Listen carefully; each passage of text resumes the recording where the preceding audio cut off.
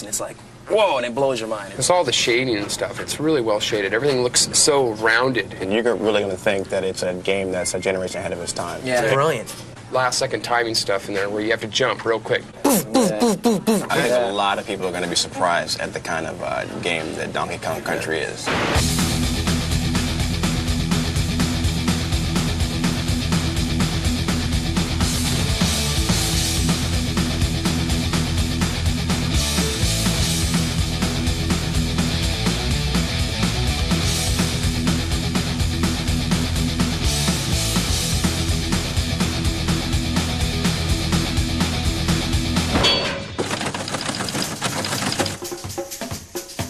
Here we are today on our way to Redmond, Washington to take an exclusive insider's look at Nintendo's new revolutionary yet unreleased game, Donkey Kong Country. Where do they get a load of us? Guys, we finally made it. Nintendo of America, the fortress. Let's find out what Donkey Kong Country is all about. Let's go inside. Let's do it. Hey, it's Ken Lobb, development manager. Hey, man, how's it going? Donkey Kong Country, how you doing? Ken, what is the deal with this here? Yeah, we get a lot of letters, and they like to put pretty pictures on the front of the envelopes, so we'll, stick it on the wall, you know? So, Ken... You want a banana? No thanks. Ken, I want in on this Donkey Kong Country thing. I want on the inside. I don't know. Ken, me and you, pal, we go back a long way? Come on. What do you think? Old time's sake? Okay, I'll take you to the treehouse. The treehouse? God, I hope there's no climbing involved. Here it is. What's the password? Diddy. Password? Diddy? Yeah!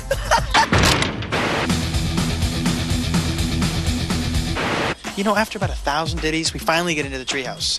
We're gonna say hello to Tony Harmon. He is the product development manager here at Nintendo. Tony, how you doing? Pretty good. Welcome to the treehouse. Thank you very much. And I want to know, the story behind the game. You're here to talk about the story. I'm the wrong guy. We need to get Dan here. This is Dan Osen. Oh, Dan! What's up? How are you? Pretty good. Good, Dan. I want to know something about this story. Basically, we had a chance to kind of create a new story for Donkey Kong. We gave him a world to live in, some supporting characters. Foremost among those, Diddy Kong, the little Kong wannabe monkey guy. Little Kong wannabe? He's a cool little dude who follows Kong around, tries to be just like him. The story actually picks up with Diddy sitting in the jungle guarding the banana horde. No sooner does the storm start, nightfall, Kremlings come, stuff Diddy in the barrel. What are... Kremlings are the tribe of evil reptilian beings who inhabit the island, and they're very envious of Kong's banana stockpile. As we all are. Yes, as anyone would be. Yeah. And they stuff Diddy in the barrel, punt it in the bushes, and grab all the bananas and take off with the loot. Donkey wakes up and... Next day, Kong wakes up, where's my bananas? He goes out to find him. Rescue his little buddy, find out where he is. But Kong's angry, he's got his little buddy back, but he needs his bananas.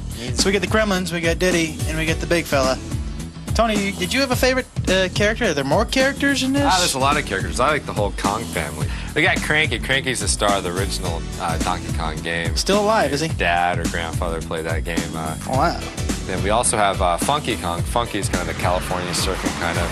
Funky Kong. Yeah, he That's runs nice. Funky Flights, and the Funky Flights allow you to fly around to different parts of the game. We also got Candy Kong. Candy Kong is Donkey Kong's love interest. Okay, good. I was wondering, maybe I could take a look at the game? Yeah, sure. Right over here. These guys are so easy. Yeah. This is Armand, and this is Rich. Hey, how you doing? Oh, hey. These guys test Donkey Kong Country for a living. We have hundreds of areas in Donkey Kong Country, and these guys have to play each area probably 100, 200 times each, weeding out all the bugs. This is a prototype board. There's 8 chips on this, 4 meg each, which makes it a 32 meg game, the biggest game ever.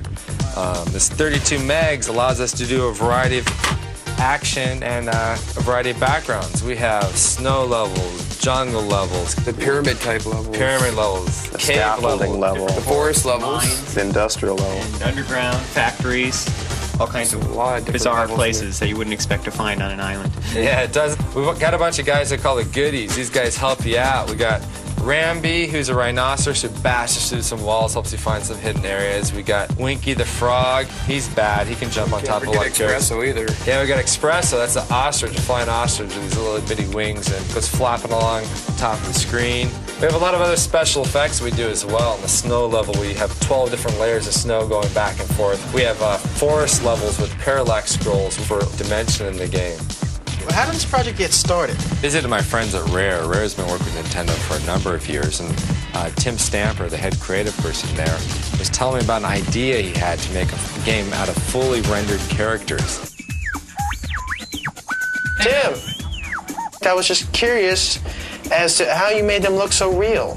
Because we're based in Twycross, we have a zoo about 2 miles away. Ah, you went to the zoo. The zoo, yeah, and had a good look at the gorillas and the monkeys, and with video cameras. It was pretty funny. Hey, big fella. Hey, there's Diddy. Diddy and Donkey. Oh, get out of the way, Diddy. How's it feel to be the prototype, fellas? Using advanced computers to produce a three-dimensional model that we can display on a computer screen. So, what do we got to eat here? Well, today we got the cream of banana soup, the banana and peanut butter sandwich. Hey, well, your name is George, George Zachary from Silicon Graphics. I was wondering if you could help me out a little bit in explaining the game. Sure, it's a really cool game. It was created on this thing called the Challenge, which is this really advanced supercomputer. Basically, picture 20 supercomputers in a box. Now, with all this technology, am I going to have to buy an adapter for my home Nintendo? Not at all. In fact, when the game was created on the Challenge, it was basically specially output to the Super Nintendo game system. So it basically comes in a cartridge, you stick it in the system, and you play. How do we make the roundness, the 3D? Actually, it was created on the Challenge, first in a wireframe. Actually, then you grow shade them, or you can Phong shade them, and then you actually texture map them. And you can even tri-linearly bitmap interpolate. That sounds a little dangerous. And let me ask you this. I heard downstairs something about ACM that's technology. advanced computer modeling. Basically, what you can do with it is it lets you create fully realistic, fully rendered 3D graphics, so the person has a sense of really being there. Same computers that were used in Terminator 2, Jurassic Park, new movies like True Lies, Mask. A year and a half later, we're closing on the finish of the game. All right, here we are. We're about to talk to two guys who play this game 24 hours a day, 7 days a week. And guess what, folks? Guess what? They get paid. This is Henry. Henry, say hello. Hey, what's up? Henry, we were wondering if maybe you could show us a couple tips, some pointers. Yeah, sure, no problem. That'd be great. Great. Okay, well, this is the first level, and this is Donkey Kong's treehouse, and that's where we got our name from. And there's a banana arrow on top of the trees when you first start. Donkey Kong can drop down there, and he can knock the keg out of the floor, and he can roll it up against the wall and bounce back and ride it. Ah. And Donkey Kong will just cruise straight through the first part of this stage, and it's a good way to get people started off. You can just bowl over some of the tougher enemies that might have gave him a problem. Right. Yeah, hey, you hungry? You want a banana? No. Well, I guess I could show you something else, too. This is a snow level later on in the game. It is snowing. Donkey Kong can now ride thin barrels and shoot out. And this one part here is a series of barrels, and if you can navigate it properly, almost perfect, and not miss anything, you can score a bunch of free men at the end of the level. A bunch of free men, not just one. Yeah, a bunch. A blue balloon comes up, and Donkey Kong can grab it. There it is. Is it very hard? It's tough. You got to get it down perfect. And Wow, so you got a bunch of free men. Let's go talk to Isaac. This is Isaac. Isaac, say hello. Hello. Isaac, I was wondering maybe you could show us a couple more pointers. Possible? Yeah, I can do that. No problem. These guys are great. All right. What do we got? We got more snow. Yeah, we have more snow here. Okay. What we're going to do is we're going to jump on this igloo and use this really slow vulture. It looks peculiar. Peculiar enough to get us into a bonus level. Bonus. And I must say, this is one of over 100 bonus levels. 100 bonus levels. Yeah, and in this bonus level, Not something you see in every game. Absolutely. You have to guess which barrel that this golden medallion is going to wind up in. Like to take a guess? Yeah, the far right. Okay. Oh, you're very good. Very good. Okay, the second tip I'm going to show you, it involves our little friend Diddy. Diddy. Yeah, Diddy's the cool guy. You walk over to this little thing here, you jump on top of it even. You're gonna grab that rope, let the rope take you over. Jump right on top of that little stump in the ground, pick up the TNT, walk over to this oil can, blow it up, and fall right into another bonus level. Now what you want to do in this bonus level is jump out of this canister here, out of this little can, and grab the balloon. So we have some pointers now. Good thing you came with us, because you learned some things today that, boy, you're not gonna learn just anywhere else. You thought it was gonna be a waste of your time, didn't you? Fried green bananas, bananas au gratin. Video game music should draw you into the game. In Donkey Kong Country, we had graphics that were way beyond anything else that's ever been done. We were also hoping to get some music better than anything that's ever been done. This music, for example, is very upbeat, fits with the jungle. It's an early level. The level's not very hard. The music is kind of nice. Okay, now here we have the music that goes with the water level. Now in this level, you've just finished a really, really hard level in the game. We use this music and this fairly easy level as kind of a reward. because the music is so good, we're putting this music on a CD. You know, something that's big in Japan for many, many years is game music on CD. Hasn't been a big hit in America because maybe the music hasn't been quite up to what you hear on the radio is every daytime. You're kind of losing it, dude. We got massive Smurfs attacking him on the scaffold level. What are the big blue buff? Well, the reason why I like them is because, for one, they're big, they're blue, and they're buff. Well, and when you hit them, they kind of bounce off. The morphing rocks. The Those morphing guys are rocks. so cool, man. You touch these barrels and the lights turn on and off. And these rock guys are just kind of rolled up. When you hit this light, they unroll and they start walking towards you. It's so cool. It's And you got to switch them on and off. Sounds so scary. Yeah, On Guard's the fisher ride, and he just kind of pokes you with his swordfish front. And Pokes the bad guys. yeah, Do you guys get to ride? Do we get to ride minecart? Oh, yeah. The minecart was a favorite stage. That's your favorite stage? Yeah, it's a pretty cool stage. You're mining? What are we doing? You're on the tracks, and a lot of them are broken, so you got to avoid, a lot of the broken tracks so you don't fall into the caverns. When we put this out, what do you think your friends are going to think about this game? I don't think really you have to tell them all that much. Once they see the pictures, it's just going to be like, you have to have it, you know it, get it. It's one of those games you don't get bored with. You know, I've played it probably 100 times, over 100 times now, and I'm still getting better. I'm still getting better in stages. There's certain stages I can improve on and keep getting better. Tell you what, you better reserve this game before November 21st, because that's when it comes out in the stores. I already got mine.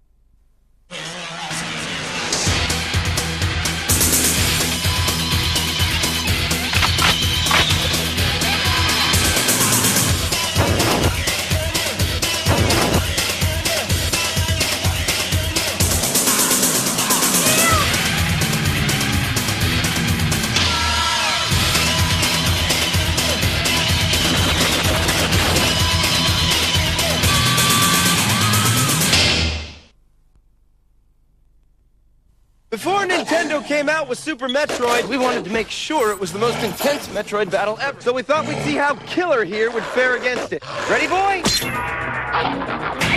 Let's 24 megs worth of weapons, worlds, and weirdos old killer's up against. Nintendo's biggest game ever. He's a big boy. He can handle it. Well, let's see how he did. Ship it!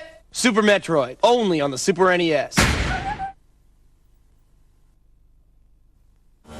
Let's see. You were doing 140 in a 35 zone. Sideswiped 3 cars. I believe this bumper belongs to you. Destruction. Carnage. Oh, and you didn't use your turn signal, son. I'm gonna have to write you up for that last one. Stunt Race FX with the Super FX chip for multi-dimensional visual weirdnicity, only on the Super NES.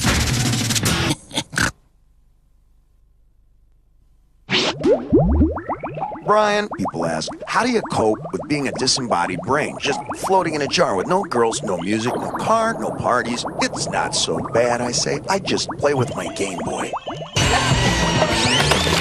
Till they all get here.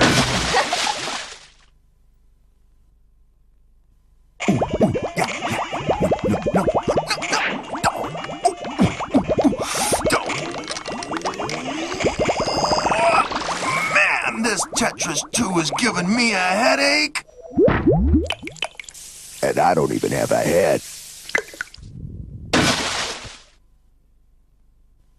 Hey, you want to know what I do when I get bored waiting for my girlfriend to decide what to wear before we go out? Nah, too frumpy. Too tight. Nah, too revealing. I just slip into this little gray plastic number. Oh, how sweet. Okay, so it's not a Game Boy, but I guess her heart's in the right place. By the window, second shelf down on the right. Got 40 pounds burning a hole in your pocket? You could either buy a Game Boy like this, or own a pair of pants like this.